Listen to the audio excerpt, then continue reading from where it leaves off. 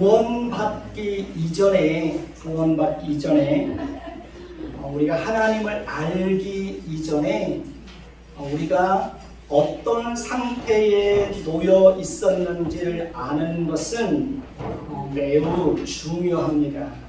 왜냐하면 우리가 구원받기 이전에 어떠한 상태에 놓여 있었는지를 깊이 아는 것만큼 하나님께서 우리에게 베풀어 주신 구원의 은혜가 얼마나 크고 깊고 놀라운 것인지를 잘 알 수 있기 때문에 그렇습니다.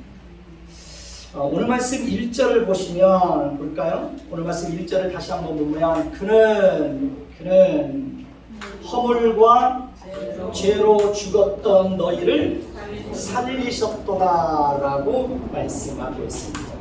이 말씀에 보면 구원받기 이전에 우리가 어떤 상태에 놓여 있었는지를 잘 보여주고 있습니다. 구원받기 이전에 우리는 허물과 죄로 죽어 있었다라고 말하고 있습니다. 이 말씀에서 죽어 있었다는 것은 육체적인 죽음을 의미하는 것이 아니라 영적인 죽음을 의미합니다. 사람은 누구나 할 것 없이 태어날 때부터 치명적으로 두 가지 큰 결함을 가지고 태어납니다. 첫째는 사람은 누구나 할 것 없이 태어날 때부터 유전적으로 죄성을 가지고 태어난다는 것입니다. 죄성은 죄를 지으려고 하는 강력한 성향을 말합니다. 그래서 우리 안에 있는 그 죄성으로 인하여 인간의 마음은 항상 어디로 기울어져요? 죄로 기울어지게 되어 있습니다. 그러니까 우리 안에 있는 그 죄성으로 인하여 인간은 마음과 생각으로 끊임없이 뭘 생각할까요? 악한 것을 생각합니다. 인간의 마음 속에 있는 그 죄성으로 인하여 인간의 마음 속에서는 절대로 선한 것이 존재하지 않고 선한 것이 나올 수가 있어요? 없어요? 없습니다. 그래서 그 죄성으로 인하여 인간의 마음은 그렇게 철저하게 부패하고 타락해 있다고 말하는 것입니다. 두 번째는 사람은 누구나 할 것 없이 태어날 때부터 영적으로 죽어있는 상태로 태어난다는 것입니다. 하나님의 생명에서 떠나겠다는 것입니다. 하나님이 없는 상태로 태어난다는 것입니다. 그래서 사람은 누구나 할 것 없이 영적으로 죽은 상태로 태어나기 때문에 영적인 일에 대해서 아무런 관심을 보이지 못합니다. 그러니까 영적으로 죽어있기 때문에 하나님을 알지 못합니다. 하나님을 알려고 하지도 않습니다. 하나님을 알 수도 없습니다. 하나님에 대해서 아무런 관심도 없습니다. 그리고 마음에 하나님 두기를 싫어합니다. 하나님에게 가까이 하는 것을 싫어합니다. 하나님을 예배하는 것을 싫어합니다. 그리고 영적으로 죽어 있다고 하는 것은 하나님의 생명에서 떠나 있다는 것을 의미합니다.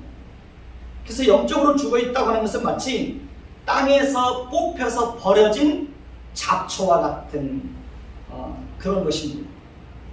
그러니까 영적으로 죽어 있다고 하는 것은 마치 나무에서 잘려져서 버려진 가지와 같다는 겁니다.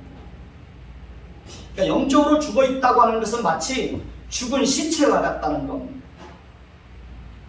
그래서 영적으로 죽어 있는 사람들은 이렇게 하나님의 생명에서 떠나 있고 하나님과의 관계는 단절되어 있고 하나님으로부터 생명을 공급받지 못하기 때문에 하나님을 위해서 어떤 반응도 보일 수가 없는 것입니다.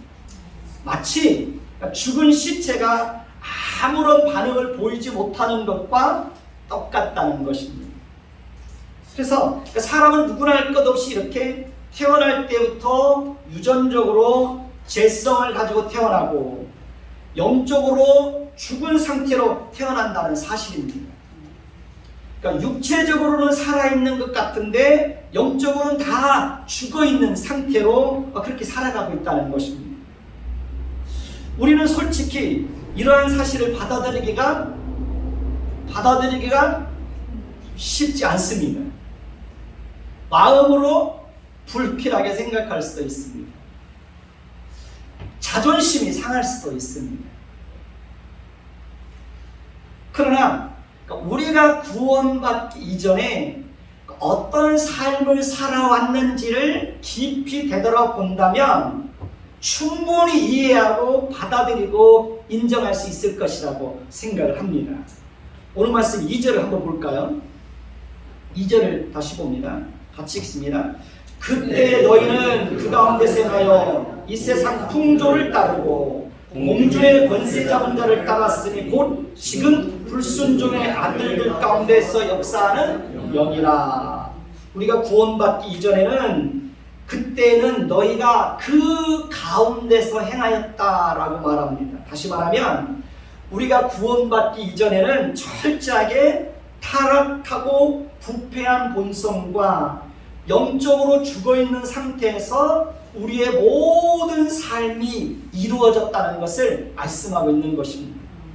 그리고 이어지는 말씀에서는 전적으로 타락하고 부패하고 영적으로 죽어있는 상태 가운데 있을 때 우리가 구체적으로 어떻게 살아왔는지를 2절 3절에서 분명하게 보여주고 있습니다.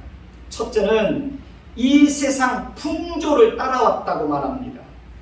오늘 말씀 2절을 다시 보면 그때 너희는 그 가운데 행하여 이 세상 풍조를 따랐다라고 말합니다. 이 세상 풍조란 이 세상을 지배하는 문화, 습관, 가치, 정신 그런 것들을 의미합니다. 그러니까 이 세상을 지배하는 문화와 습관과 가치와 정신은 한결같이 하나님의 말씀을 거스르고 하나님을 대적하는 것으로 나타납니다. 하나님의 뜻과는 정반대 방향으로 흘러갑니다. 특별히 이 세상을 지배하는 정신은 인본주의와 상대주의와 물질주의와 쾌락주의가 있습니다. 인본주의의 핵심은 그 중심에 모든 사상의 중심에 사람이 있습니다. 하나님보다 사람이 항상 먼저입니다. 그 전에 대통령 선거 때 사람이 먼저다 라는 말을 들어본 적 있어요? 없어요? 사람이 먼저다 라는 말을 들어본 적 있을 것입니다. 그것이 바로 인본주의의 핵심입니다. 하나님보다 사람이 먼저입니다. 하나님보다 사람을 더 중요하게 생각합니다. 하나님보다 자기 자신을 더 중요하게 생각합니다. 그것이 인본주의입니다. 그러니까 자기 어떤 사상 속에 하나님은 없는 겁니다. 두 번째는 상대주의입니다. 상대주의는 그러니까 선악의 기준을 자기 자신이 정하는 겁니다. 그러니까 자기가 선하다고 생각하면 선한 것이 되고 자기가 악하다고 생각하면 악한 것이 되는 겁니다. 그러니까 상대주의는 하나님이 있어야 할 자리에 누가 있는 겁니까? 자기 자신이 그 자리를 차지하고 있는 겁니다. 그래서 선악의 기준을 하나님이 정하는 것이 아니라 자기 자신이 정하는 겁니다. 옳고 그름의 기준을 자기 자신이 정하는 겁니다. 이것은 하나님 보실 때 악한 겁니다. 이것은 하나님의 진노를 일으키는 무서운 죄가 되는 겁니다. 우리는 하나님의 말씀을 절대적인 진리로 받아들이고 있습니다. 우리는 하나님의 말씀을 우리의 삶과 우리의 행동의 유일한 규칙으로 삼고 있습니다. 그러나 타락하고 부패한 본성을 따라 살고 영적으로 죽은 상태로 살아가는 사람들에게는 하나님의 말씀은 안중에도 없습니다. 그들이 무엇을 선택할 때 하나님의 말씀은 전혀 그들에게 아무런 영향을 미치지 못합니다. 그들은 하나님의 말씀을 지키는 것에 대해서 아무 관심이 없습니다. 그들은 자신들이 선택하는 것이 진리이고 자신들이 판단하는 것이 옳고 자신들이 결정하는 것이 최선이라고 생각합니다. 우리도 구원받기 이전에는 그렇게 살아왔을 것입니다. 그러니까 구원받기 이전에 우리는 우리가 선택하고 결정하고 행동하고 말하는 것에 대해서 그것이 하나님이 기뻐하시는 일인지에 대해서 한 번도 고민해 본 적 없을 것입니다. 성경은 분명히 거짓말이 죄라고 말하죠. 그러나 정치인들은 거짓말을 밥 먹듯이 합니다. 불의와 불법을 일삼습니다. 그런데 더 심각한 것은 그것이 죄라는 인식을 갖지 못합니다. 아무리 거짓말을 해도 우리가 봤을 때 양심의 가책이라는 것이 없습니다. 그리고 국민들도 거짓말을 밥 먹듯이 하는 사람들을 지도자로 인정하고 열렬하게 지지해 줍니다. 그러니까 이해할 수가 없죠.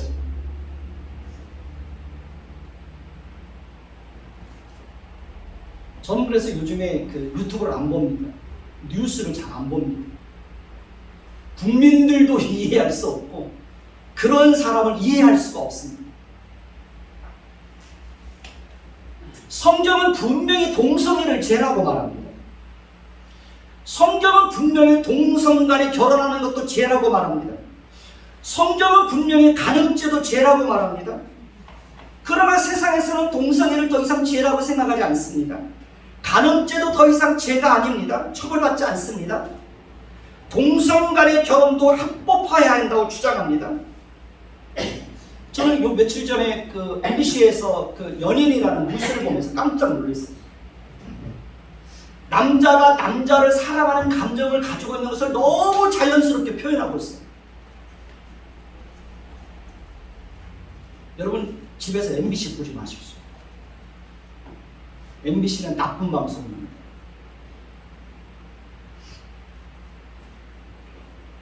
세상이 그렇게 흘러가고 있다는 겁니다. 그러니까 그전에는 상상도 못했던 일들이 지금은 너무 자연스럽게 그런 것이 그 문화 속에서 연습곡이나 이런 것 속에서 자연스럽게 드러나고 있습니다. 세상에서는 마땅히 지켜져야 할 절대적인 진리가 무너지고 있습니다. 마땅히 지켜야 될 윤리와 도덕과 상식과 질서가 철저하게 무시당하고 있습니다. 만약에 절대적인 진리와 기준과 원칙과 상식과 질서와 정의가 무너지고 상대주의가 온 세상을 지배하면 어떻게 될까요? 세상은 가치관에 큰 혼란을 겪게 될 것입니다. 세상은 점점 더 무질서와 혼란에 빠지게 될 겁니다. 세상은 점점 더 도덕적으로 타락하게 될 겁니다. 성에 대한 윤리의식도 점점 더 무너지게 될 겁니다. 우리는 무엇이든지 자기 자신이 어떤 기준과 원칙을 정하면 안 되는 겁니다. 아직도 자기 자신이 어떤 기준을 정하고 자신이 정한 기준과 범위 안에서 그것이 믿음 생활이든 예배 생활이든 헌금 생활을 하고 있다면 그것은 아직도 이 세상을 지배하는 정신인 상대주의에 빠져 있는 겁니다. 상대주의는 이 세상을 지배하고 있는 큰 정신입니다. 요즘에 많은 사람들이 그렇게 살아가고 있잖아요. 자기가 정한 기준과 선 안에서 믿음 생활이라는 것도 하려고 하고 예배 생활이라는 것도 하려고 합니다. 하나님이 어떻게 말씀하시느냐는 상관없어요. 그러니까 예배가 무너지고 있는 거죠. 세 번째는 물질주의입니다. 물질주의는 하나님보다 돈을 더 중요하게 생각하고 하나님보다 돈을 더 가치 있게 여기고 하나님보다 돈을 더 사랑합니다. 물질주의는 하나님을 예배하는 것이 아니라 돈을 섬기고 돈을 경배합니다. 그래서 물질주의에 사로잡혀 있는 사람들은 오직 뭐밖에 몰라요? 돈밖에 모릅니다. 돈만 있으면 무엇이든지 다 할 수 있다고 생각합니다. 돈만 있으면 자신의 미래와 안전과 행복도 보장받을 수 있다고 생각합니다. 물질주의에 사로잡혀 있는 사람들은 돈을 지배하고 다스리는 것이 아니라 돈의 노예가 되어서 살아갑니다. 그러니까 물질주의에 사로잡혀 있는 사람들은 하나님 앞에 드리는 일에도 너무 인색하고 계산적입니다. 물질주의에 사로잡혀 있는 사람들은 형제가 어려움을 당하는 것을 보면서도 애써 모른 척합니다. 물질주의에 사로잡혀 있는 사람들은 나누고 베푸는 일에도 항상 인색합니다. 그러니까 물질주의에 사로잡혀 있는 사람들은 오직 자신의 욕심만 채우는 일에 관심이 있습니다. 그러니까 물질주의에 사로잡혀 있는 사람들은 돈을 버는 것이 인생의 제일 되는 목적입니다. 그러니까 물질주의에 사로잡혀 있는 사람들은 그의 모든 생각 속에 오직 뭐예요? 돈밖에 없습니다. 그러니까 물질주의에 사로잡혀 있는 사람들은 오직 돈을 벌고 돈을 모으고 돈을 소유하는 것에만 관심이 있습니다. 그러나 성경은 분명하게 말하죠. 돈을 사랑함이 일만 악의 뿌리가 된다. 돈을 사랑하는 것은 모든 악의 뿌리가 된다는 겁니다. 탐심은 곧 우상숭배라고 말합니다. 그러니까 자신이 가진 것보다 더 많은 것을 가지려고 하는 지나친 욕심, 그것이 탐심이죠. 그것은 곧 우상숭배라는 겁니다. 성경은 정함이 없는 재물에 소망을 두지 말라고 말합니다. 정함이 없다는 것은 돈은 절대로 한 곳에 머물러 있지 않다는 거예요. 그래서 돈은 계속해서 돌고 도는 거예요. 성경에 보면 돈을 사랑하는 사람들이 미혹을 받아서 믿음에서 떠나는 일들이 있다고 말합니다. 돈을 사랑하는 사람들이 나중에는 그것 때문에 미혹에 빠져서 돈 때문에 마음에 큰 고통을 당하는 일들이 있을 거라고 말합니다. 실제로 우리 주변에 돈을 사랑하는 것 때문에 미혹을 받아가지고 자기가 가졌던 돈을 잃어버리고 그것 때문에 마음에 큰 고통을 겪는 사람들이 주변에 있어요, 없어요? 많이 있습니다. 우리는 물질주의에 빠져서 살지 않겠어는 어떻게 해야 할까요? 돈의 주인이 내가 아니라 돈의 주인이 하나님이라는 사실을 항상 기억해야 합니다. 그러니까 하나님이 잠시 우리에게 물질을 맡겨주셨다는 생각을 늘 기억해야 합니다. 그리고 하나님이 우리에게 주신 물질을 어떻게 하면 바르게 사용할 것인지에 대해서 늘 고민해야 됩니다. 재물을 얻을 수 있는 능력을 주시는 분이 하나님이라고 그랬습니다. 우리는 그 사실을 늘 기억해야 됩니다. 그래서 하나님께서 내게 주신 물질을 소유하는 것에 목적을 두는 것이 아니라 돈을 버는 것에만 목적을 두는 것이 아니라 하나님이 나에게 잠시 맡겨주는 물질을 어떻게 하면 정말 지혜롭게 잘 관리하고 사용할 것인지 거기에 관심을 가져야 합니다. 네 번째는 쾌락주의입니다. 쾌락주의는 죽음 이후의 세계를 부정하는 데서 출발합니다. 그러니까 죽음으로 모든 것이 끝이니까 이 세상에서 마음껏 먹고 마시고 취하고 즐기면서 살자. 이것이 쾌락주의입니다. 만약에 그러니까 죽음 이후에 천국과 지옥이 있다는 사실을 안다면 그렇게 쾌락주의에 빠져서 살아갈 수 있을까요? 만약에 거짓을 밥 먹듯이 하고 불의와 불법을 일삼고 악을 행하는 자들에게 반드시 하나님의 때에 그들에게 하나님의 진노의 심판이 임한다는 사실을 안다면 인생을 그렇게 살아갈 수 있을까요? 마지막 날에 반드시 하나님의 심판이 있다는 사실을 안다면 하나님을 믿지 않고 하나님을 떠나서 살아갈 수 있을까요? 결코 그럴 수 없는 거죠. 그러니까 하나님의 심판을 모르기 때문에 사람들이 인생을 함부로 사는 겁니다. 천국과 지옥이 있다는 사실을 모르기 때문에 사람들이 하나님을 두려워하지 않고 쾌락주의에 빠져서 살아가고 있는 것입니다. 구원받기 이전에 우리는 타락하고 부패한 본성과 영적으로 죽어있는 상태에서 이렇게 이 세상을 지배하는 정신인 인본주의와 상대주의와 물질주의와 쾌락주의에 사로잡혀서 살아왔다는 것입니다. 아무도 이 사실을 부정할 수 없을 것입니다. 두 번째는 공주의 권세 잡은 자를 따랐다고 말합니다. 2절을 다시 한번 보십시오. 오늘 말씀 2절입니다. 오늘 말씀 2절을 보면 그때 너희는 그리스도 안에 그 가운데서 행하여 이 세상 풍조를 따르고 그 다음에 공중의 권세 잡은 자를 따랐으니 곧 지금의 불순종의 아들들 가운데 역사하는 영이라. 여기서 따랐다라고 하는 것은 수동적으로 마지못해서 누군가에 의해서 이끌려서 세상 풍조를 따르고 공중의 권세 잡은 자를 따르는 것이 아니라 의지를 가지고 능동적이고 적극적으로 그렇게 살아갔다는 것을 말하는 겁니다. 그렇습니다. 그러니까 우리가 구원받기 이전에는 적극적으로 이 세상 풍조를 따르고 공중의 권세 잡은 자를 따르면서 살았다는 겁니다. 전적으로 부패하고 타락한 본성에 사로잡혀 있고 영적으로 죽은 상태, 영적으로 죽어 있는 상태에서는 자신의 삶을 되돌아보고 반성하고 바르게 살아야 되겠다는 생각을 전혀 가질 수 없습니다. 그러니까 바르게 살아야 되겠다고 하는 의욕조차도 가질 수가 없다는 겁니다. 아, 이렇게 살면 큰일 나겠구나 라는 생각조차도 가지지 못한다는 겁니다. 그렇기 때문에 잘못된 길에서 끝까지 돌이키지 않는 거죠. 그러니까 영적으로 죽어있기 때문에 아무런 반응을 보이지 못하는 겁니다.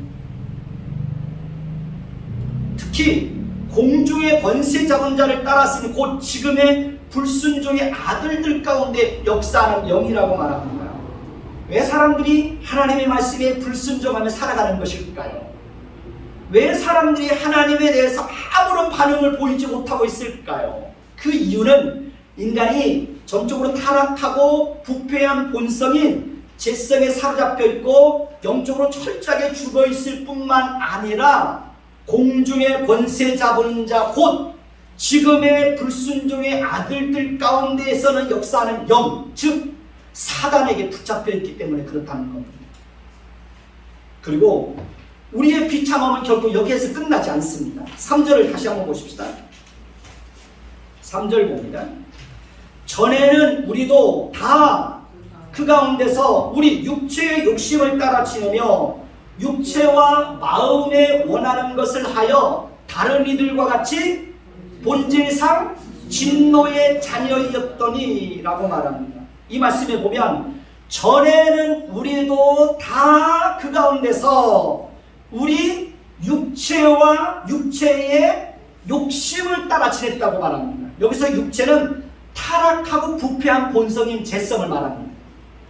그러니까 우리는 그렇게 타락하고 부패한 본성을 따라서 본성이 이끄는 대로 육체와 마음에 원하는 것을 하면서 그렇게 살아왔었던 사람들이라는 겁니다. 인간은 그렇게 죄의 욕망에 사로잡혀서 살아갈 수밖에 없는 그런 사람들이었다는 겁니다. 사람들이 간음죄를 범하는 것은 육체의 욕망에 사로잡혀 있기 때문에 그렇습니다. 다윗의 아들 암논이 배다른 누이 동생 다말을 성폭행하는 끔찍한 죄를 저질렀습니다. 다윗이 자신의 충신인 우리아의 아내 밧세바를 데려다가 우리아가 전쟁터에 나간 사이에 이 밧세바를 데려다가 성폭행을 합니다. 얼마 전에 CBS 새롭게 하소서에 라는 프로그램에 출연해서 어떤 사모님이 간증을 하는데요. 굉장히 충격적인 내용이었어요. 14살 때부터 자신의 아버지로부터 20대 때까지 성폭행을 당했다는 겁니다.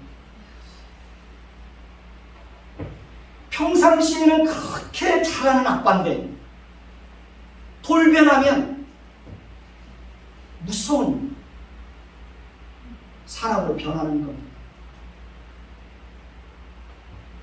사람이 한번 이렇게 잘못된 욕망에 사로잡히면 거기에서 벗어나지를 못하는 겁니다. 자신의 욕망을 채우고 나면 그것으로 끝나는 것이 아니라 또 다른 욕망에 사로잡히게 됩니다. 그리고 그러니까 잘못된 욕망에 사로잡히게 되고 사탄이 함께 역사하면 무서운 살인죄를 범하기도 하고요. 가공할 만한 죄를 짓기도 하는 것입니다. 사람이 타락하고 부패한 본성에 사로잡히게 되면 육체의 욕심에만 끌려가는 것이 아닙니다. 마음에 원하는 것을 쫓아간다는 것. 마음에 원하는 것도 다양한 형태로 나타납니다. 더 많은 것을 가지려고 하는 것도 마음에 원하는 겁니다. 더 예뻐지기 위해서 성형 수술을 하는 것도 마음에 원하는 겁니다. 성형 수술을 해가지고 잘못되어서 고통당하는 사람도 많이 있습니다. 다른 이성에게 마음을 빼앗기는 것도 마음에 원하는 것입니다. 명예를 가지려고 하는 것도 마음에 원하는 것입니다. 더 높은 자리에 오르려고 하는 것도 마음에 원하는 것입니다. 결국 인간은 그렇게 끊임없이 죄성에 사로잡혀서 육체의 욕심과 마음에 원하는 것을 행할 수밖에 없는 그런 존재들이었다는 거죠.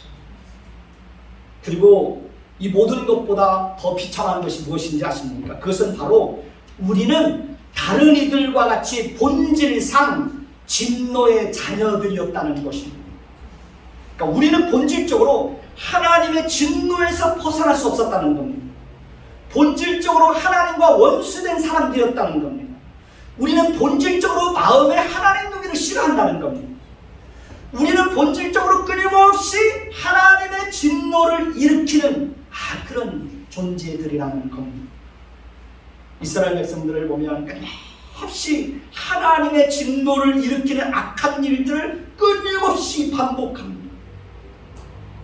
우리는 본질적으로 그런 사람들이었다는 거죠. 그렇기 때문에 우리에게는 아무런 소망이 없는 겁니다. 우리 인생에는 답이 없는 겁니다. 우리에게는 오직 절망만 있을 뿐입니다. 저도 청년 때 하나님께서 제 마음이 얼마나 부패하고 타락하고 악하고 음란한 것들로 가득 차 있는지 제 속을 다 드러내서 보여준 적이 있습니다. 그때 저는 너무 고통스러워서 여러 달 동안 잠을 이루지 못하고 밤거리를 헤매고 다녔던 그런 경험이 있습니다. 우리는 그렇게 타락하고 부패한 본성과 영적으로 죽어있는 상태에서 끊임없이 하나님을 대적하고 본질상 하나님의 진노의 자녀들이었을 뿐만 아니라 또 끊임없이 하나님의 진노를 일으키는 자들로 살아갈 수밖에 없는 그런 죄와 비참한 운명에 처해 있었다는 것입니다. 그러나 이렇게 죄와 비참한 속에 빠져서 살아갈 수밖에 없는 우리에게 놀라운 반전이 일어납니다. 오늘 말씀 4절에서 5절 한번 볼까요? 4절 5절입니다. 같이 봅니다. 시작. 긍휼이 풍성하신 하나님이 우리를 사랑하신 그 큰 사랑을 인하여 허물로 죽은 우리를 그리스도와 함께 살리셨고 너희는 은혜로 구원을 받은 것이라. 놀라운 반전이 일어납니다. 옛날 성경에는 4절 앞에 그러나라는 접속사가 있었습니다. 영어 성경에도 그러나라는 단어가 있습니다. 4절을 다시 보면 그러나 긍휼이 풍성하신 하나님이라고 말합니다. 하나님이 어떤 분입니까? 하나님은 긍휼이 풍성하십니다. 하나님은 긍휼이 넘치시는 분입니다. 하나님은 끊임없이 우리에게 긍휼을 베풀어 주신 분입니다. 하나님은 진노 중에라도 자기 백성들에게 긍휼을 풍성하게 베풀어 주시는 그런 분이십니다. 하나님은 우리가 하나님에게 긍휼을 베풀어 달라고 기도하면 하나님은 어떻게 하실까요? 반드시 하나님 자기 백성들에게 긍휼을 베풀어 주십니다. 4절을 다시 한번 볼까요? 4절을 다시 보면 그러나 긍휼이 풍성하신 하나님이 우리를 사랑하신 그 큰 사랑이라고 읽으면 잘 와닿지를 않아요. 어떻게 읽을까요? 큰 사랑. 큰 사랑. 그러니까 우리를 사랑하신 그 큰 사랑. 큰 사랑. 김일래 집사님이 식사 기도할 때 그렇게 기도한다고 그러더라고요. 하나님 감사합니다. 이걸 길게 하면 길게 할수록 모든 감사의 내용이 다 들어있는 거예요. 그러니까 식사 기도할 때 하나님 감사합니다. 아멘 그렇게 드시지 말고 하나님 감사합니다. 그런 기도합니다. 그러니까 긍휼이 풍성하신 하나님이 우리를 사랑하신 그 큰 사랑을 인하여, 그러니까 긍휼이 풍성하신 하나님이 우리에게 어떤 사랑을 베풀으셨다고 말하고 있습니까? 우리를 사랑하신 하나님이 우리에게 큰 사랑을 베풀으셨다는 거예요. 우리는 하나님께서 우리에게 베풀으신 그 사랑이 얼마나 큰지를 다 헤아려 알 수가 없어요. 하나님은 자기 아들에게 우리가 받아야 될 죄값을 대신 담당시키시고 자기 아들을 십자가에 못 박아 죽게 했어요. 하나님의 아들 예수님은 내가 받아야 될 죄값을 대신 받으시고 십자가에서 생명을 내어주시고 물과 피를 다 흘려주시기까지 하셨어요. 우리를 사랑하신 하나님의 그 큰 사랑은 십자가에서 그렇게 드러납니다. 5절을 다시 한번 볼까요? 5절을 보면 그러나 긍휼이 풍성하신 하나님이 우리를 사랑하신 그 큰 사랑을 인하여 허물로 죽은 우리를 그리스도와 함께 살리셨고 너희는 은혜로 구원을 받은 것이다.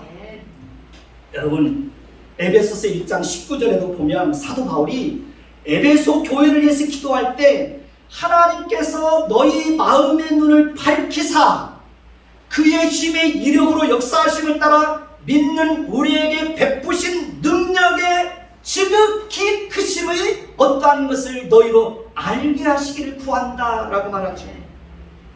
그러니까 성경은 이렇게 허물과 죄로 죽었던 우리를 살리고 타락하고 부패한 본성과 영적으로 죽은 상태로 본질상 진노의 자녀로 살아갈 수밖에 없는 우리를 살려주시기 위해서 하나님께서 우리에게 지극히 큰 능력을 베풀어 주셨을 뿐만 아니라 긍휼이 풍성하신 하나님이 우리를 사랑하신 그 큰 사랑을 인하여 우리를 누구와 함께? 그리스도와 함께 살려주셨고 그런 우리는 어떻게 구원을 얻었다고요? 은혜로 구원을 얻었다라고 말합니다. 우리에게는 하나님의 지극히 큰 능력이 임한 겁니다. 우리에게는 하나님의 긍휼이 풍성하게 임한 겁니다. 우리에게는 하나님의 큰 사랑이 임한 겁니다. 우리에게는 하나님의 큰 은혜가 임한 겁니다. 그래서 비로소 영적으로 죽은 상태에서 살아나는, 그래서 영적으로 죽은 상태에서 하나님을 떠나서 하나님에 대해서 아무런 관심도 보이지 못하고 그렇게 살아갈 수밖에 없는 우리가 살아나서, 우리의 영이 살아나서 이렇게 하나님에 대해서 반응하는 자들이 된 겁니다. 하나님을 예배하는 자들이 된 겁니다. 하나님을 찬송하는 자들이 된 겁니다. 허물로 죽었던 우리가 하나님을 찾고 하나님에게 관심을 갖게 된 것은 우리한테는 놀라운 기적인 겁니다. 그러니까 다른 것이 기적이 아니라 하나님을 모르고 살아가던 사람들이 하나님을 알게 되었고 하나님을 믿는 자들이 되었다는 것이, 이것이 기적이고 우리에게는 부인할 수 없는 큰 변화인 것입니다.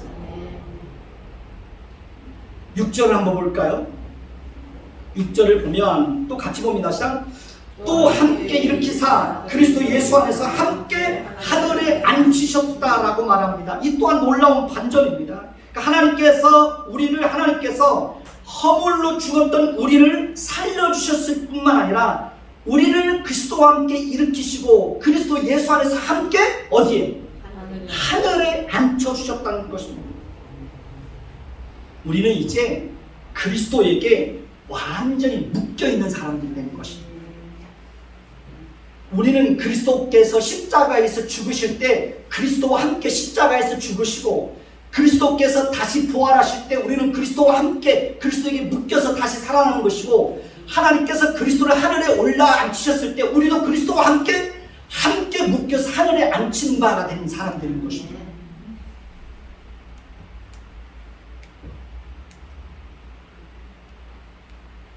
그렇기 때문에 우리는 이제 더 이상 그리스도를 떠나서 살아갈 수 없는 것입니다. 왜냐하면 그리스도와 우리는 한 몸이 되었기 때문에 그렇습니다. 여러분, 그리스도에게 묶여서 살아간다는 게 우리에게는 큰 복입니다. 오늘 말씀 7절을 보면, 오늘 말씀 7절을 다시 한번 볼까요? 보면 하나님께서 왜 그렇게 우리에게 지극히 큰 능력과 긍휼을 풍성하게 베풀어 주시고 우리를 사랑하신 그 사랑을 인하여 큰 사랑을 베풀어 주셨는지 그 이유를 설명하고 있습니다. 7절을 보십시다. 같이 봅니다. 시작. 이는 그리스도 예수 안에서 우리에게 자비하심으로써 그 은혜의 지극히 풍성함을 오는 여러 세대에 나타내게 하려 하십니다. 하나님께서 우리에게 은혜로 구원을 받게 하신 이유가 무엇입니까? 그 이유는 하나님께서 그리스도 예수 안에서 우리에게 베풀어 주신 자비와 긍휼과 큰 사랑과 지극히 큰 능력으로 인하여 하나님께서 우리에게 베풀어 주신 그 은혜가 얼마나 지극히 풍성한지를 오는 여러 세대에 나타내게 하시기 위해서라고 말씀을 하고 있습니다. 그렇습니다. 우리는 우리가 만나는 가족과 형제와 이웃과 모든 사람들에게 하나님께서 우리에게 베풀어 주신 사랑과 긍휼과 능력과 자비가 얼마나 큰지, 크고 놀라운지 그 하나님의 성품으로 우리와 관계된 사람들을 대해야 되는 것입니다. 그렇게 살아가는 것이 바로 그리스도인의 능력이고, 그렇게 살아가는 것이 바로 하나님의 영광을 위해서 사는 것입니다. 이제 우리는 달라져야 하는 것입니다. 부패하고 타락한 본성을 따라서 죄성이 이끄는 대로 살면 된다, 안 된다? 안 된다. 이 세상을 지배하는 정신을 따라서 그 정신에 사로잡혀서 살면 안 된다. 불순종의 아들들 가운데 역사는 악한 영의 노예가 되어서 하나님을 거역하는 사람들로 사면 안 된다. 육체의 욕심과 마음이 원하는 것을 따라서 살면 안 된다. 하나님의 진노를 일으키는 사람들이 되면 안 되는 겁니다. 하나님께서 우리에게 베풀어 주신 지극히 큰 능력을 따라서 하나님의 긍휼과 하나님의 자비와 하나님의 사랑과 하나님의 은혜를 풍성하게 드러내면서 살아야 되는 것입니다.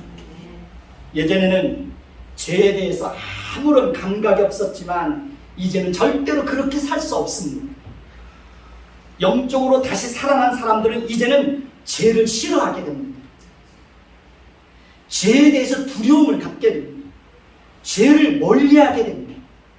거짓말하는 것을 정말 싫어합니다. 근데 왜 그렇게 우리 국민들은 거짓말하는 자를 그렇게 막 열렬하게 지지하는 겁니까?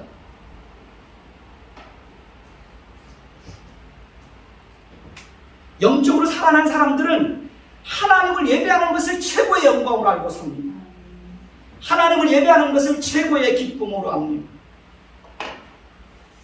죄와 비참함 속에서 우리에게 하나님께서 그리스도 안에서 우리에게 어떤 사랑과 긍휼과 자비와 능력을 베풀어 주셨는지를 기억하고 이제는 자신을 기쁘게 하는 사람들이 아니라 하나님을 기쁘게 하는 사람들로 살아가게 되를 예수님의 이름으로 축원해 드리겠습니다. 아멘. 우리 함께 찬송하신 후에 들은 말씀을 기억하면서 기도하는 시간을 갖겠습니다.